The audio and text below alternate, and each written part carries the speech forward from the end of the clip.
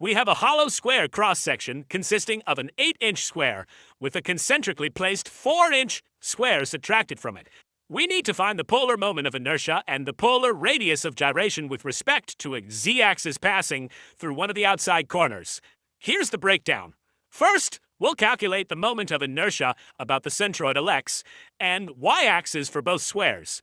Second, calculate the moment of inertia about the centroidal x and y-axis for the hollow square. Third, calculate the polar moment of inertia about the centroid. Fourth, apply the parallel axis theorem to find the polar moment of inertia about one corner. Finally, we will calculate the polar radius of gyration. Let's start by calculating the moment of inertia about the centroidal x and y-axis for both squares. For the outer square, with a side of 8 inches, the moment of inertia about the x and y-axis are equal. I sub x outer equals I sub y. Outer equals 1/12 times a to the fourth, where is the side length 8 inches. This gives us 1/12 times 8 to the fourth, or 4,096, which equals 10^24/3 inches to the fourth. Now, for the inner square, with a side of 4 inches, the moment of inertia is calculated similarly.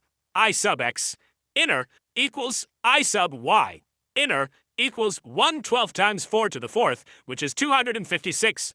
So, the result will be 64/3 inches to the fourth.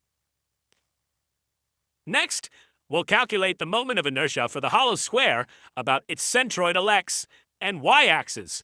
This is simply the difference between the outer and inner square moments of inertia. I sub x equals I sub y equals I sub x outer minus I sub x inner.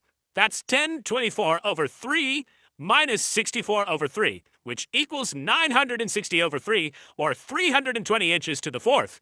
Now, we can calculate the polar moment of inertia about the centroid, denoted as J sub c. This is the sum of the moments of inertia about the x and y-axis. So, J sub c equals I sub x plus I sub y. Substituting the values we just calculated, we get 320 plus 320, which equals 640 inches to the fourth. Next, we'll use the parallel axis theorem to find the polar moment of inertia about one of the outside corners. First, we need the distance from the centroid to a corner. This distance, d, is the hypotenuse of a right triangle with legs of length 4 inches each, half the side length of the outer square.